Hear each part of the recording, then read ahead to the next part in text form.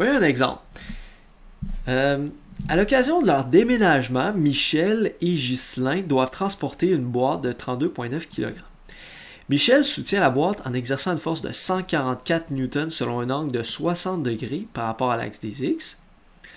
Ghislain, lui, est plus grand, donc l'angle qu'il exerce sur la boîte est différent. Alors lui, il exerce une force de 110 degrés par rapport à l'axe des X positif. Donc, autrement dit, les angles ici sont définis tous les deux par rapport à l'axe des X positif, qui est la bonne chose à faire. Autrement dit, vu que les angles sont déjà définis par rapport à l'axe des X positif, on n'a pas à les convertir, on n'a pas à les ajuster, on n'a pas à additionner, faire 180 moins l'angle ou des choses comme ça. C'est déjà les bons angles qu'on doit utiliser dans les calculs. Tandis que si, par exemple, pour Ghislain, il nous avait donné l'angle qui est ici, mettons. Dans ce cas-ci, ça serait 70 degrés. Ben là, il aurait fallu faire une conversion parce que, justement, c'est pas l'angle par rapport à l'axe des X positif. Mais 180 moins 170, ça donne bel et bien 110. Fait qu'on peut utiliser carrément 110 degrés pour trouver les réponses, puis 60 degrés pour la force de Michel. Ensuite, quelle est la grandeur de la force exercée par Ghislain sur la boîte pour qu'elle soit en équilibre vertical, c'est-à-dire qu'elle se déplace horizontalement? Autrement dit, dans cette situation-là, évidemment, ils ne sont pas en train de monter la boîte de haut en bas. Ils sont vraiment en train de la déplacer horizontalement. Là, on ne sait pas est-ce que c'est vers la gauche ou vers la droite, puis ça n'a pas d'importance. Ce qui est important, c'est que cette boîte-là est en équilibre vertical. Donc, elle n'accélère pas ni vers le haut ni vers le bas. Elle fait juste se déplacer horizontalement. Là, ici, la première chose que vous devez faire pour résoudre ça, c'est toujours faire le DCL. Le DCL, c'est toujours l'étape cruciale pour commencer le problème de dynamique. Parce que c'est ça qui nous permet ensuite d'établir la deuxième loi de Newton. Maintenant, avant de faire le DCL, il faut identifier c'est quoi les forces qui agissent sur l'objet. Et d'ailleurs, c'est quel objet que je veux représenter. Mais là, ici, c'est clair que l'objet d'intérêt, c'est la boîte. Okay? Parce que c'est elle qui est en équilibre. Okay? Fait que ça, c'est la première chose qui devrait vous passer par la tête. C'est quoi l'objet d'intérêt? C'est pas Ghislain, c'est pas Michel. C'est pas Ghislain, Michel et la boîte ensemble. C'est la boîte seule. C'est elle qui est en équilibre. Alors ça, c'est la première chose à décoder. La deuxième chose, identifier les forces qui agissent sur l'objet d'intérêt, ici la boîte. Bon, comme je disais, pour identifier les forces, il faut identifier c'est quoi les voisins de mon objet. Qu'est-ce qui touche mon objet? Sans oublier que la Terre est toujours une voisine, parce qu'elle agit à distance. Alors, qu'est-ce qui touche ma boîte? Ghislain, Michel et la Terre. C'est tout. C'est les trois choses qui touchent à la boîte. Donc, les mains de Ghislain touchent à la boîte, les mains de Michel et la Terre, entre guillemets, touche à la boîte parce qu'elle agit à distance, via la gravité. Donc, on pourrait tout de suite tracer les forces sur le croquis. Alors, Ghislain, lui, il va faire une force qui est environ là, dans la direction de ses bras, donc environ dans cette direction-là. Ça, on va l'appeler F2. Michel, elle exerce une force qui est aussi environ dans la direction de ses bras ici. Celle-là, on va l'appeler F1. Et le dernier voisin, c'est la Terre qui exerce une force vers le bas. Donc, on peut partir de la flèche du centre de masse, qui est au centre, on peut supposer qu'il est environ au centre de la boîte, comme ceci. Fait que la force de gravité elle agit toujours directement vers le bas, toujours verticalement vers le bas. Et ça, on va l'appeler FG, force de gravité. Alors ça, c'est le premier décodage qui doit être fait. Une fois que ça c'est fait, là, on fait le DCL. Ici, c'est assez facile parce qu'il est déjà fait pour vous. Mais n'oubliez pas que ça va être plus difficile quand vous allez avoir un problème puis que le DCL ne va pas être fait pour vous. Donc, là, pour les premiers exemples, on vous montre comment le faire, mais ça va être vraiment important que vous pratiquiez parce que c'est beaucoup plus dur de le faire par soi-même que de comprendre un DCL qui est déjà fait. Alors, vous avez les axes XY. Encore une fois, je vous proposerais de tracer l'axe X, Y comme ceci, de manière à ce que l'origine soit en plein centre ici. C'est pas vraiment grave, honnêtement. Là, c'est juste parce que je pense que ça aide. Si vous êtes sur du papier quadrillé, ça peut aider aussi quand on fait un DCL. à y voir plus clair. Et là, on représente toutes les forces en partance de l'origine ici. Donc, on imagine que la boîte, c'est le point qui se trouve là où est-ce qu'il est mon curseur. Alors, on a la force de gravité qui tire directement vers le bas. On a la force 1 qui est en oblique ici, la force de Michel, et la force 2 qui est la force de Ghislain, qui est celle-ci. Ensuite, l'étape suivante, c'est de décomposer les forces obliques. FG est-elle une force oblique? Non, c'est une force verticale. Pas besoin de la décomposer. F1, est-ce que c'est une force oblique? Oui. Elle n'est ni horizontale ni verticale. C'est une force oblique, il faut la décomposer. Donc, on va la décomposer dans son nombre sur l'axe des X et son nombre sur l'axe des Y. Alors, c'est les flèches que vous voyez ici. Donc, celle-ci, on va l'appeler F1X et celle-ci, on va l'appeler F1Y. On identifie les angles sur les DCL aussi. Donc, 60 degrés pour F1. Observez comment on fait pour tracer les composantes de la bonne taille. Ce qu'on fait, c'est qu'on trace ce qu'on appelle le rectangle des composantes.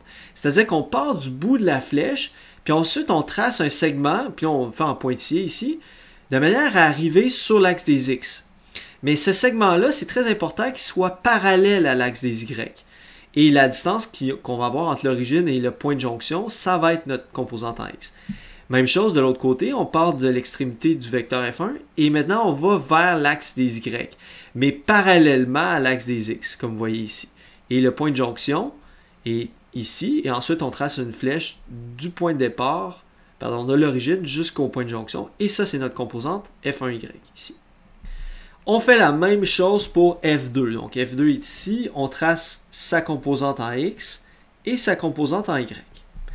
Observez ici que ils ont décidé de mettre tous les vecteurs de la même couleur et toutes les composantes de la même couleur. Personnellement, je n'aime pas ce choix. Particulièrement pour les vecteurs F1 et F2. Le vecteur FG, c'est pas trop grave parce qu'il est vraiment séparé des autres. On ne peut pas le confondre avec les autres. Cependant, F1 et F2, ils se confondent un peu. Observez que F1Y se confond avec F2Y. Dans les faits, ces deux composantes-là sont sur la même ligne. Vous voyez qu'on les a décalées un petit peu de manière à bien les distinguer. Donc ça, c'est un truc que vous pouvez utiliser. Mais un autre truc qui rend le schéma encore plus clair, c'est d'utiliser des couleurs différentes. Donc, utiliser des stylos. Donc, par exemple, vous pourriez utiliser un stylo bleu pour F1, puis un stylo rouge pour F2, par exemple. Et les composants de F1, vous les traceriez en bleu, et les composants de F2, vous les traceriez en rouge, par exemple. Donc ça fera en sorte que ces deux composantes-là, qui présentement sont un peu confondues, seraient très bien distinguées s'ils étaient de deux couleurs différentes. Donc ça, c'est ma proposition, pour améliorer la clarté du DCL. Quand je dis faire un DCL clair, le but, c'est pas nécessairement que ce soit juste plus clair pour moi ou pour l'enseignant ou pour l'évaluateur, c'est vraiment pour que ce soit plus clair pour vous. Parce que le DCL, c'est votre outil de base qui vous permet de faire vos équations pour résoudre le problème. Plus votre DCL est clair, moins vous avez de chances de faire d'erreurs. Donc, vous voyez, on a déjà fait un bon travail, une grosse partie du travail. Et pourtant, on n'a même pas commencé les calculs. Mais je vous dis, ce qu'on vient de faire, là, c'est le plus gros du travail. C'est-à-dire décoder, c'est quoi l'objet d'étude, c'est quoi ses voisins, c'est quoi les forces qui agissent sur lui, dans quelle direction sont ces forces, et ensuite faire le DCL correctement pour les tracer dans la bonne direction, puis tracer les composantes. Ça, c'est le plus gros du travail. Ensuite, si on regarde la démarche, le calcul comme tel.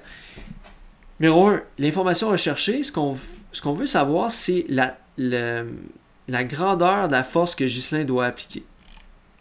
Donc, c'est F2, le module de F2, c'est ça que je cherche. C'est quoi que je connais? Je connais la masse de la caisse, je connais la force exercée par Michel, et je connais les deux angles des deux forces. Quelles formules peuvent être utiles? Bien, évidemment, les formules pour décomposer les forces, comme d'habitude. Évidemment, je vais avoir besoin de la deuxième loi de Newton, et je vais avoir besoin de la formule du poids. Parce que le poids de la boîte, ici, est une force dont je dois tenir compte. Étape 4, j'utilise les formules que je viens de définir et je les applique. Je mets les données numériques dans ces formules-là. Donc ici, j'ai une boîte qui se déplace horizontalement. Donc son déplacement Y est nul. En fait, son accélération Y est nulle. Donc ce que je vais faire, c'est que je vais décomposer chacune des forces en Y et je vais additionner toutes les forces en Y et je sais que ça doit donner 0 puisque je suis en équilibre en Y.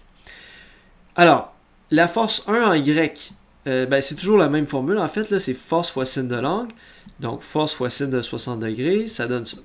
Ensuite, j'applique la même chose pour le poids. Le poids, en fait, son angle, si on regarde, si on part de l'axe des X, puis on se rend jusqu'au poids, on fait 3/4 de tour. Donc, l'angle pour le poids, c'est 270 degrés. Ce qui reviendra à la même chose que de dire moins 90 degrés. Mais d'abord, il faut trouver le module du poids. Alors, le module du poids, comme on l'a dit, c'est la masse fois le champ gravitationnel. Donc, la masse fois le champ gravitationnel terrestre nous donne le module du poids.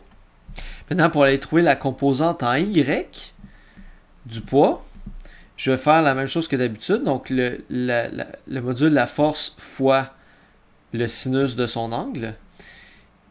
Donc, le sinus, l'angle, comme on a dit, c'est 270 degrés. Mais sin de 270 degrés, ça donne moins 1. Donc, finalement, ça va juste donner un signe négatif de façon à avoir une composante de moins 322,4 newtons. Si on regarde le schéma, on n'aurait pas vraiment à faire ce calcul-là parce qu'on le voit, le poids est directement vers le bas. Donc, on le voit, tout le poids complet est dans la direction des Y et il est de signe négatif puisqu'il est orienté vers les Y négatifs, c'est-à-dire vers le bas. À partir de ces deux composantes-là, qu'est-ce qu'on fait? En fait, ce qu'on va faire, c'est qu'on va appliquer notre deuxième loi de Newton en Y. Donc, la deuxième loi de Newton, on se rappelle, c'est force résultante en X égale MAX et force résultante en Y égale MAY. Okay? Donc, c'est la même formule, là, mais qu'on a appliquée dans les deux directions, la direction X et la direction Y. Ici, laquelle direction est importante? C'est la direction Y, parce que c'est sur cette direction-là que j'ai une information, c'est que je sais qu'en Y, elle est en équilibre, elle n'a pas d'accélération verticale. Donc, c'est celle-ci qui est la clé ici. Fait que la force résultante en Y, c'est la somme de toutes mes composantes en Y. Fait que j'ai F1Y plus F2Y, c'est-à-dire la force de Ghislain en Y, plus le poids en Y. Okay? C'est la somme de ces trois-là en Y me donne ma force résultante en Y. Maintenant, la force 1 en Y, j'ai déjà trouvé sa valeur. C'est 124,7 newtons. La force 2 en Y, je la connais pas.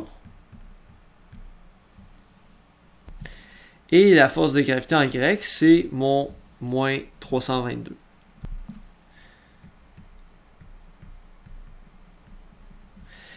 Et selon la deuxième loi de Newton, la force résultante en Y, ce qu'elle dit, c'est égal à la masse fois l'accélération en Y.